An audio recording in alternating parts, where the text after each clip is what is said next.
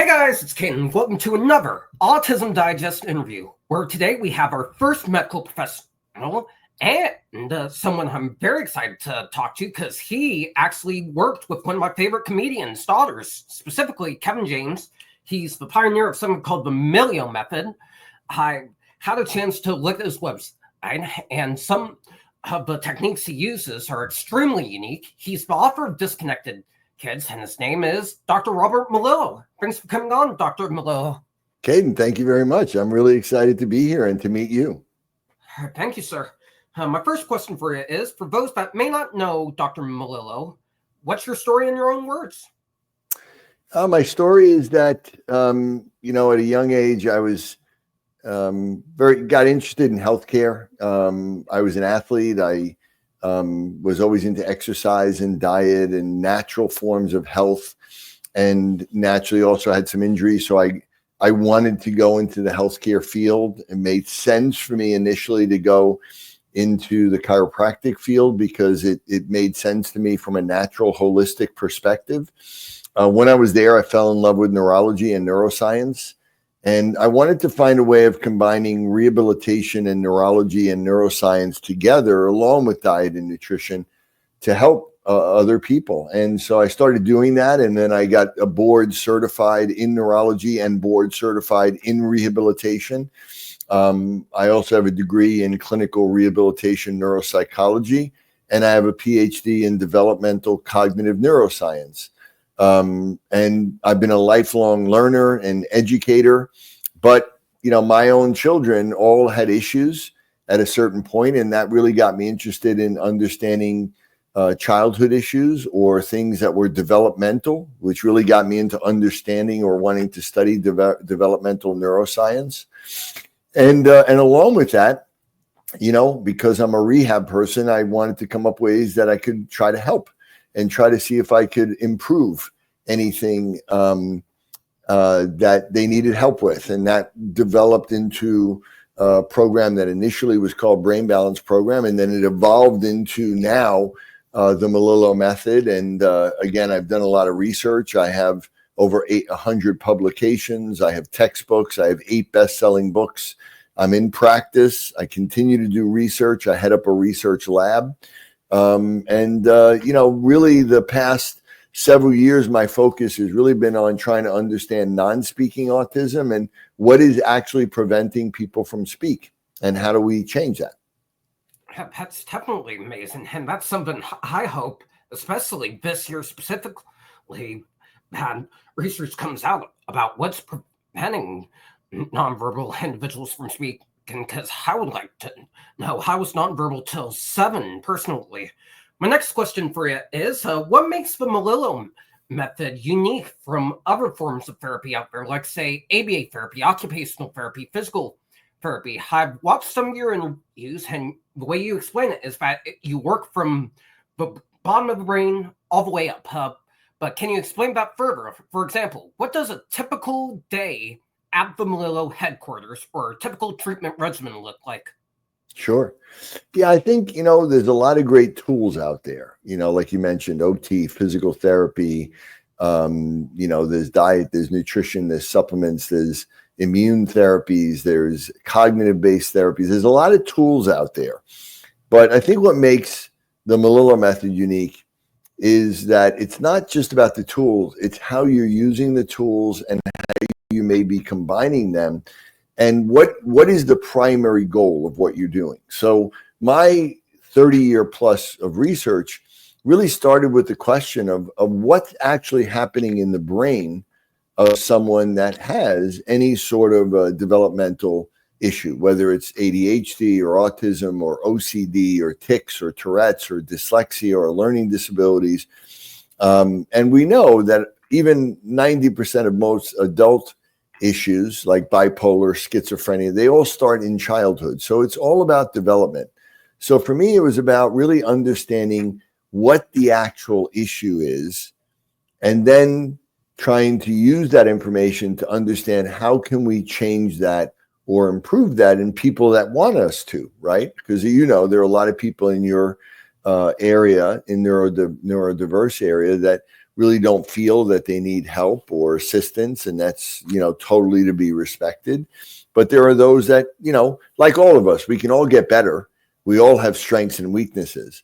So I think the uniqueness is that I think I understand what the actual problem or issue is in the brain. And it starts with, actually, anybody on the autism spectrum like you is really a genius with their left brain, right? The left brain skills are just incredible. Like you said, you have, what did you say, 6 in a row? What did you get, 6 in a row? 16 lists. Six right. 6 dean lists in a row. I mean, that's obviously only people that are really pretty brilliant can do that. And even the non-speaking individuals with autism that I work with, when we have ways of them being able to communicate, we realize that they are brilliant. They are, geniuses. And that's one aspect of it. And, is an area of the brain that's unusually strong. And that comes from your family. I'm sure other people in your family probably have similar skills or traits as you. We know that, there's been studies showing that in families with people with autism, there's a lot more people that are physicists or mathematicians or engineers or work in the IT industry or finance industry. These jobs are all things that really people excel with left brain skills. But if the right brain is relatively delayed because the left brain becomes too dominant, what we see is that areas of the brain may stay in a more immature state. And this leads to these imbalances. And that starts from the bottom up, as you talked about. It starts from the very base of the brainstem. And there are these things called primitive reflexes. That is what allows a child to move in the womb and in the first year of life when they don't have a motor cortex yet. It allows them to really move, to engage the world and build their brain and turn on the genes. But then they need to go away and allow for the next step. So the brain builds like layers from the bottom up. And then once it forms, then it comes down and regulates everything. What we find is that these reflexes don't go away, and that causes what we call bottom-up interference and doesn't allow that completion to take place, and then prevents that proper top-down regulation of the body and the brain and the emotions and things like that normally would happen. So one of the first things we need to do is get rid of those reflexes, but then this leads to this imbalance between networks in the brain where we have certain networks on the left side that are overactive or come online too early that can cause things like tics. Like there's an area called Brodmann area 6, supplemental motor area on the left side. If that's overactive, that's where tics or stimming or repetitive movements come from. There's an area called the dorsolateral prefrontal cortex on the left, that if it's overactive, that's where obsessive thoughts can come from. If the orbital frontal cortex can cause compulsive behaviors, so OCD behaviors. So there's literally neuroanatomical issues. And I think overall, that's what makes my approach unique, is that we're looking at the core issue. We understand the development of the brain and that it all starts with development. We understand that there are areas that are naturally gifted and may become too strong. And we need to create a balance. We need to remove what's blocking it. And we need to be able to create balance in these networks. And that's what we're trying to do. I mean, all of us, we just want to be, we want to have the best balance in our brain. Again, I always say we're not trying to change people. Well, you guys are amazing. I mean, you're incredible, intelligent, and I'm sure your parents are very proud of you and all of that. But we all have things that we can do better in life, right? We all have strengths and weaknesses. And the more we can create a balance between our strengths and weaknesses, the better we're all going to function.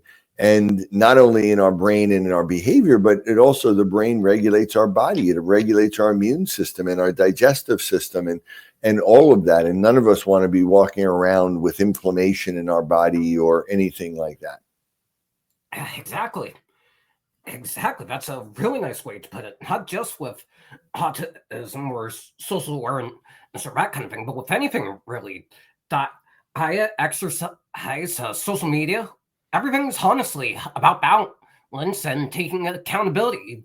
That you have some issues, but there's also some amazing things that people can do.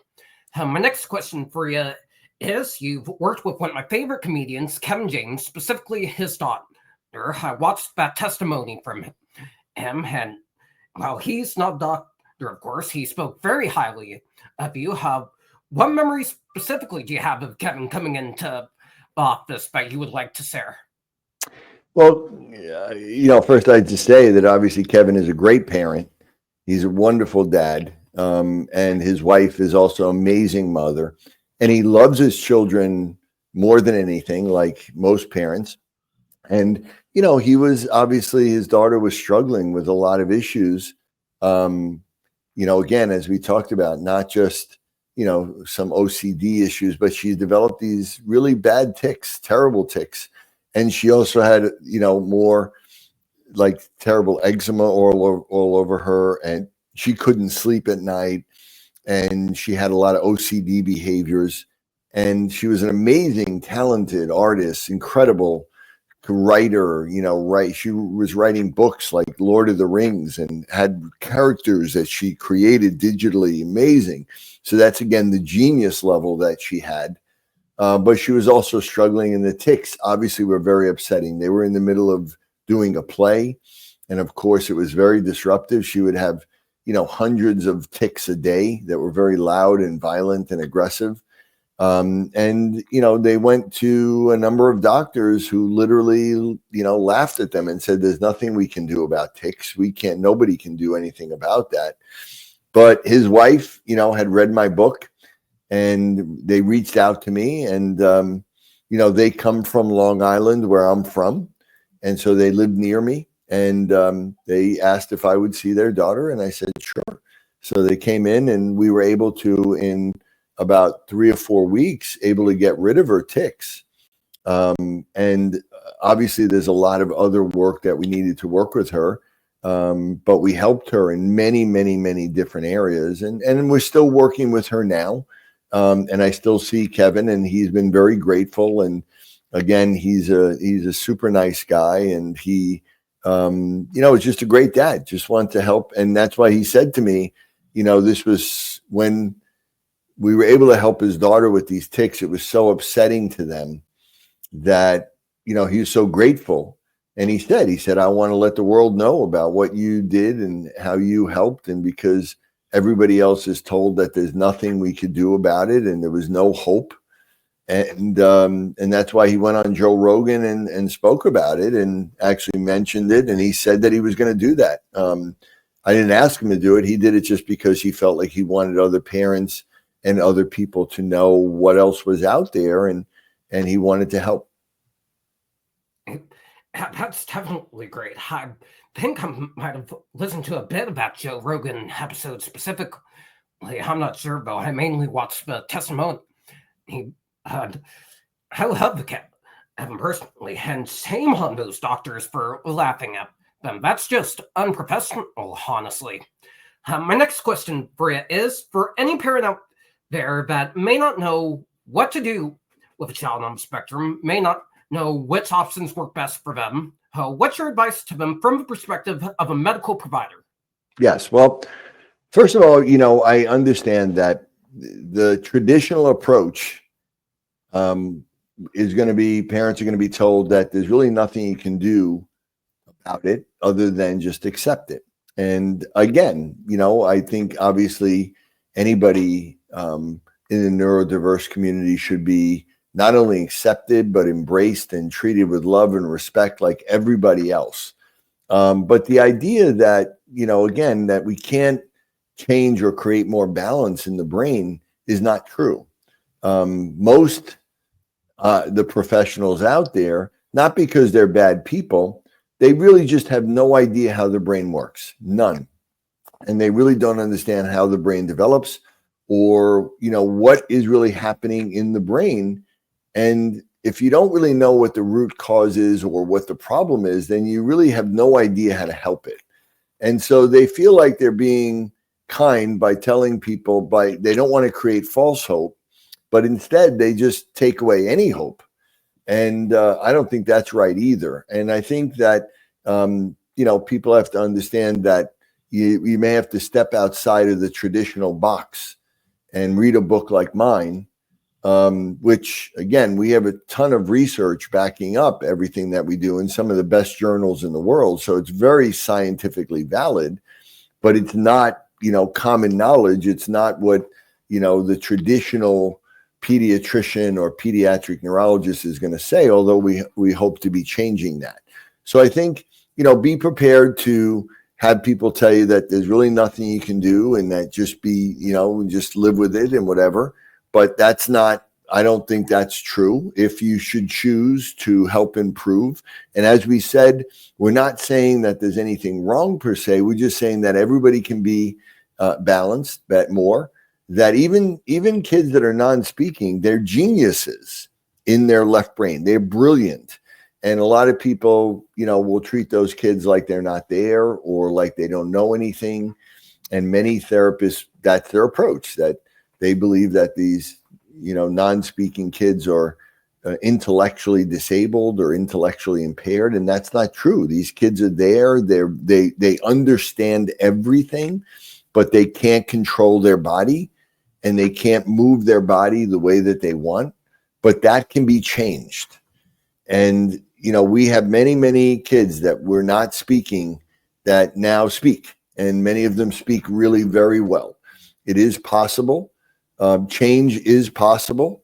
But, whatever you choose, nobody should be judging you in any way. I never judge anybody in what they do, however a parent chooses to look at it or deal with it, or however the individual themselves, I respect whatever their decisions are. But obviously anybody that's non-speaking deserves a right to try to be able to speak, right? And I think there is hope. So, just stay positive, stay hopeful, do your education, be open-minded to other people outside in the traditional, medical world. And I think you will find some answers, and that you can really see some amazing benefits if you go down that road. I absolutely agree. All autistic individuals deserve respect. I have a bit of a story for you before I ask the final question. When I was diagnosed at 2 years old, the doctor that diagnosed me said I wouldn't be able to do college. He said at best I might be able to pull off trade school specifically. My parents were stubborn. They pushed me to my limits because they knew I was capable of so much more than that. So honestly, I really like that advice you gave. Be open-minded. Don't judge people by standards, and treat anyone in the neurodiverse community with kindness and respect. My last question for you is, what does the future hold for you? I know you have a podcast. Do you have any upcoming episodes that we can look forward to? Yeah, I do a two podcasts, one my own called Melillo Method Podcast. It's really more about, like kind of more hardcore neuroscience and clinical. But then I do one with my daughter. My daughter, Ellis, is an incredible singer-songwriter that lives in Nashville. She's got many great songs out there. A guy named Zach Brown. I don't know if you know Zach Brown Band, but he also is a friend of mine. But he produced my daughter's album, and she actually has a new song coming out on his new album. And so we do a podcast really geared more towards the right brain dominant community. People in the autism world have a left brain dominance, as we talked about. A lot of people in, let's say, music and art and acting and comedy, like Kevin James, they have more of a right brain dominant style of thinking, and they have their own neurodivergent issues with anxiety and social anxiety and self-esteem issues. And so we've done a number of really, really interesting, we've interviewed some of the top songwriters and singers and YouTubers in the world. And there's a lot of great stories that they talk about their struggles. And They have really good advice for people on how to help them. And of course, I always translate it into a neuroscience perspective. What is happening in the brain? Where do these feelings come from in the brain? And what are things we can do neurologically to create balance in their brain, and help them to not have so much anxiety or fear or, self-esteem issues. So, not many of them have learning disabilities. Like my daughter struggled with some dyslexia, but she could write songs when she was like 9 or 10 that right out of her head. So there's, again, this wide spectrum of that we have in this neurodiverse community. And so that's there. And as far as for me in the future, I'm just continue to do a lot of research. I just want to understand the brain at the deepest level and convert that into treatments that will help people at all ages. I want to work with, again, especially this community of non-speaking autism. I want to find how we can, even more consistently and better try to give them their voice, and do that without taking away their genius. Like try to give them an actual voice, so that people understand how brilliant they are and not take away that geniusness in any way. And to me, that's kind of like the ultimate challenge and mystery right now. And, I will spend the rest of my life searching for answers and trying to convert them into solutions. And, I think, Caden, what's driven me a lot in my life is that, for one reason or another, I've asked questions that other people never asked before. And so that allows you to come up with answers that other people didn't come up with. And then that leads to solutions to problems that other people couldn't come with. And that's what kind of drives me moving forward. Yeah, I really like that. And I actually love Zach Brown. That's my dad's favorite artist, Zach Brown. And so it sounds like you guys have a lot going on in your world. Anyway, that's going to do it for this Autism Digest interview, guys. Thank you so much to Dr. Melillo for coming on, telling his story, and letting us know about the Melillo method. If you guys want to see more amazing Autism Digest interviews, be sure to like, comment, and subscribe to the Autism Digest channel. Just a reminder that all of our interviews are going to be on Spotify soon. We just posted the 9th one this week, so if you have a chance, be sure to go check that out. Check out our May issue that just came out by going to autismdigest.com. Thank you guys so much for watching, and we'll see you in the next one.